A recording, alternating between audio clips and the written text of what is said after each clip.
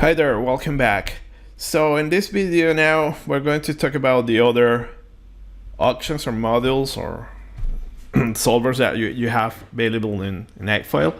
So here we're going to talk about GDES model, now geometry design routine. And again, I would like to point out that here in the source code, you have this very nice file, xfoil.txt. And see, open here, you have a description, no general description. So I strongly invite you to read here. Okay, so you have very nice explanations. So for instance, go here, GDES, and then you will have explanations, what they're doing, how to use it, if there is something particular or limitations. Okay, so you have all the information there. Okay, so please read that file.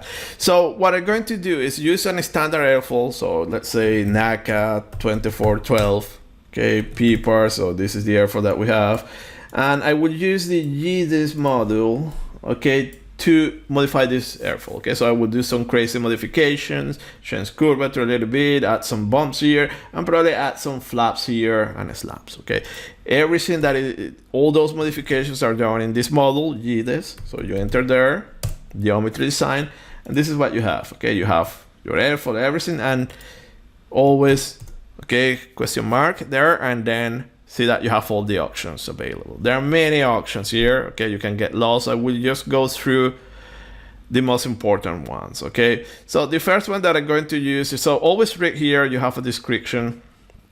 Let me show you first this one. Okay, so many people go right ahead and click here to modify the airfoil. I want to remind you also, optimizing, generating the airfoil is not an easy task. Okay, so I don't recommend you to do this manually. It's better to use some optimization methods and parameterize everything. But let's use first this first option. Okay, by the way, also in the documentation, probably you have a better explanation of this, all these options. So modi, and it's telling you that you can modify this airfoil manually. Okay, so see that manually means is I click here. Okay, you can do just one modification at a time, by the way. So you press done and see that it's doing this, it's adding this. Then let me do it again, modi. Okay, and if I do something like this, done, see that it's doing that. So as I say, one modification at a time. First this one and then this one. Otherwise, it's going to give you problems. So this is the first one. To generate an airfoil like this is very tricky, but some people like to do that. Okay. So let's say that, see that you have there two colors. Okay, the purple white one is the original one. This is the one that you have in buffer. Okay, so here there is no undo, no per se. It's called gset undo. So if you are not happy with this, what you do, gset, and you go back, okay, to the original airfoil. So let me do it again, modi, and I will add one modification. This one here. Probably was too much. Gset. Modi. Small one, a small bump like this. And you have it there. So let's say that I'm happy with this geometry. Okay, so see that this geometry still is not in my buffer and I cannot use it. So you have options now to start using that one. Gset is undo, go back. Exit is to make it your current geometry. So if I type exit, now this is my current geometry. So see that Airfoil panel this one, and now it's available. So if I go back, PPAR, see that now you have this there. Okay, so you might wonder, why do you want to add this? And this is this bump here. This is something that you might happen, and always have in mind now that it's very complicated airfoil design, and this is a case that can happen, and it happens, stuff like that. For instance, in an airplane when you have icing conditions. So here you have ice accretion, and this bump corresponds to the ice in there. And see that why I'm interested in doing something like this, because maybe I want to model something that you have to take into account now, this ice excretion, the effect in your aerodynamic performance. Okay, so you can go here, run your simulation, viscous mode, alpha 0, and you have a solution. Okay, so we need to iterate more and see that this small bond that might correspond to ice accretion have this effect. Okay, so now you can go outside that bubble that so far that we have studied those simple airfoils, so you can take into account that. Okay, so this is just to show you that modification.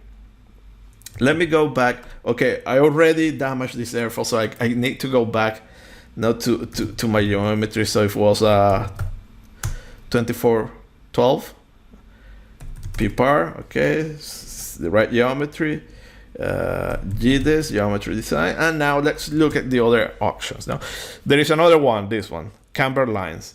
So there is something that you can see, this airfoil have a mean camber line, so we can visualize that somewhere here. I don't recall. Let me see if it is somewhere here. Well, probably I don't see it. But in any case, so if you type cam, you see that it takes more options. Okay, it's another set menu. Okay, you have it here. Okay, so this one, the green one, is the camber line. So we can modify that camber line. So that camber line will affect everything in your airfoil. So it's the same idea. You can modify. So you have some options here. So in particular, I would play with this one, mod C. And again, will let me to click manually here. Boom, boom, boom, boom. Done, and see that this is my new camber line. Okay, so here I'm doing manually. See that you have different options. Now you can rip from a file. Okay, so you can give that camber line. So to apply this one, also there is an option, something here, add. So see that the red one actually is the camber line that we're modifying. So I want to add this effect. So see that here 0, you are not adding any effect to the green one, which is your camber line. So what you are modifying this one, and you are going to add this behavior to the green line. So to add this one, you now use add, and see that you added this effect, and see what you have. This is horrible. Okay, so I think clear. Okay, G set. Okay, I don't like it, and you go back. Okay, so this is camber line. Okay, to stress this one, I don't recommend to do these modifications. That requires experience. No, you need to know what you're doing. However, the next, what I'm going to show you is the one I recommend you. Okay, so we have seen for the theory that the position, the location of the maximal thickness, it has a strong influence. So that is easier to modify. So for instance, by default in this airfoil, the CD4 is at 30%. So I can shift it backward. That means that I will have a longer favorable pressure gradient here. And the same we can use with the maximum camber line. Okay, you can just shift it backward or towards the leading edge, it's up to you. Okay, so this is an easier modification, something that is better to do this one than changing like that. So see here that you have this option. So you have high and T-set. So T-set, you can give new values for the maximum thickness and camber. High is to move the position of the maximum value. Okay, so let me first use high. And look at that, it's telling you maximum thickness, this is the value, and this is where it's located. And now it's asking you, where do you want it? So I will say that I want in 0.5 the maximum thickness, and the camber, I want it in the same point, 0.4. And see what happens. This is the new airfoil. And see that now this is kind of start to look to those laminar airfoils. So that is the idea. Laminar airflow, they have this maximum thickness now. Something about 50%, so you can keep more laminar flow now in the front, in the nose section of your airfoil. Then you need to obviously modify a little bit here just to avoid some problems there. But see that this is the idea. So let's say that I'm happy with this airfoil. And remember, you have G set and H set. Okay, so I'm happy. See that it has been paneled. I go out, PPAR, and see that we have the airfoil here. And let's run the simulation. Open, init, okay, alpha 0. Okay, let me change iterations to 100. And let me go again, init, alpha 0, and this is your solution. And see that now, by moving, shifting rearward this maximum thickness, see that now we're maintaining a longer, favorable pressure gradient, or here the flat CP in the upper surface. Now this is the Stratford-like distribution, and see that Yeah, that small modification is much better than modifying the airfoil manually. You can do the same with the camber. You're going to have a same. You're going to see the effect in the camber. Likely, you're going to see a very strong effect here. Okay, in moment. Okay, you are going to have a largest moment coefficient, but also by doing a good design of the airfoil, you can reduce it. Okay, so you can reduce the loading that you have here in the rear part and so on. So this is it. So see also that you have here now those bubbles there here. You will see the transition point. Okay, you have those, and probably in this case this is a little bit dangerous to have the bubbles too close to the leading edge, because this flow here can join together with this here, and then you are going to have that immediate flow separation. So these are things that you should consider also designing or selecting the airfoil. Okay, so this is this case. Okay, so let's go back now to the standard airfoil, and I still want to show you something else. Okay, so go here. So we play around here. T-set will be the same. T-set, you can change the maximum or thickness and camber, just to show you here something. So for instance, let's say that I want an airfoil upside down. Interesting study, just why airplanes, or can airplanes fly upside down? So you just need to change the airfoil and construct your new polar. So let me use T-set, and T-set, just to put it upside down, we just need negative curvature. Okay, so let's say the thickness is the same, and curvature I want minus 0.4.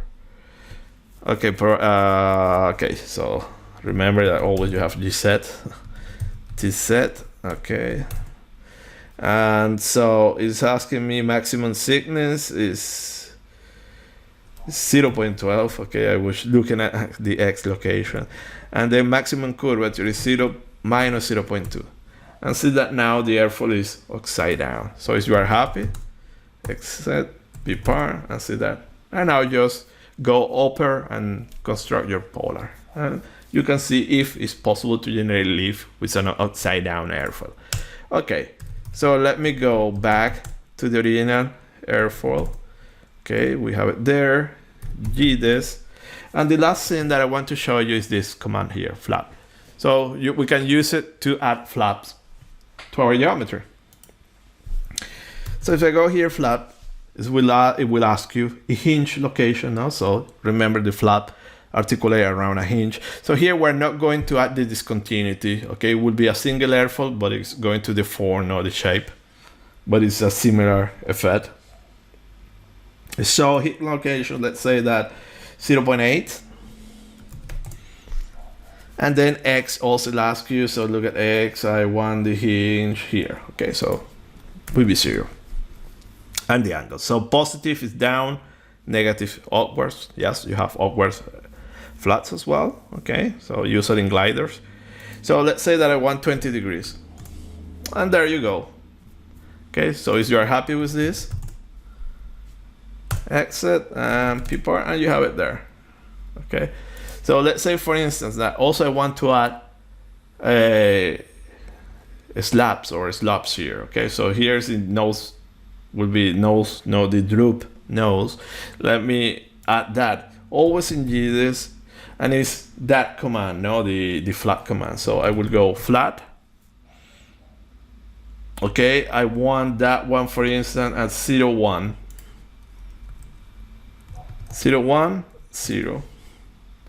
Deflection, I want 10 degrees. So see that is rotating everything but around here. Okay, so this is not properly what we wanted to do, but now what we can do is another rotation of the whole domain by 10 degrees to put it in the right position. Okay, so let's say that I'm happy with this. Okay, so P-par, so see that you have this one, but we don't want it properly like this. Now I need to do a derotation by 10 degrees. And I go GDes, and GDes we have that rotation. Let me see if I recall, it should be here. Rotate about origin. The origin is always 0, 0, 0 here. Okay, so I will say add deck, and I want to rotate by 10. Should be negative. minus 20, and that's it. Exit. And this is it. Okay, you have your slab here and the flap. So remember, flaps, we're changing the curvature by adding this device. Okay, so but flaps will increase it will shift upwards your lift coefficient curve. So let me go here. So this curve here, or probably this one will be better. This one will shift upwards. Okay, will go up, and then the slabs will increase the CL max. Okay, this value. Okay. So those are high lift devices. So we have the combination here. We can run our analysis. Okay, nothing to do. Paneling is okay. And you go upper. Okay, init alpha 0. So see that in this case it's having problems to converge. Okay, so here it should be the paneling, probably the bunching here, it should be a chance, but it's giving problems. Okay, so, and I think in this case it will take like this, it will stay iterating. Okay, so let me go init and let me go visit. Okay, and let me go alpha 0. Okay, so we have the InVisic solution. Let me go here, and using that we get, so it's also possible InVisic solution, use that one to get your viscous, and you have it here, your effect. Okay, so see that we have that, and see here you can see separation there. And now, well, will be to construct the polar. Okay, this one will be tricky to construct, I have to say. Okay, but yeah, you can control it manually, you know, in that way. Go in viscous. Okay, -2, -4. Okay, this one. Okay, cool, it's working. So I go to 4. Okay, now let me go to 4. This one will be tricky. Okay, 6, 7, 8. Okay, I'm not in polar accumulation mode, so I'm not saving any of this stuff. So I go to 10 and see that 10 here. So drag is crazy high as you compare with the clean one, but CPV, and here you have clearly your distribution, everything. And let me go alpha 0. Okay, CPV, and see that as you recall the previous one, no? See the influence of this, no, high lift surfaces in your airfoil. So yep, this is how you modify your airfoil. Okay, in GDES you have all the options, and again you can save, you can run your polar, save everything, there is no problem, and you can save now the airfoil coordinates as well, just to have these new coordinates you want then. So we just explored this one, just to stress now before ending that I don't recommend to do this manually, or at least if you do it, you need to have some level of experience, know what you are doing and what is the effect of each modification. The easiest modification, as I say, is the one shifting rearward the maximum thickness. Okay, that is the easiest one and usually have a good effect. But then be careful as you do it manually. Okay, so that's all for this model. Next videos are going to address this one related to optimization or using those methods. So I will just going to be briefly there, and then I'll show you how to do some plotting. Now I will give you this script in Python for those that are interested in Python. But remember, you can use it also you can do it also in MATLAB or Excel or Notepad. It's up to you. Okay, that's all. Thank you. See you next time. Bye.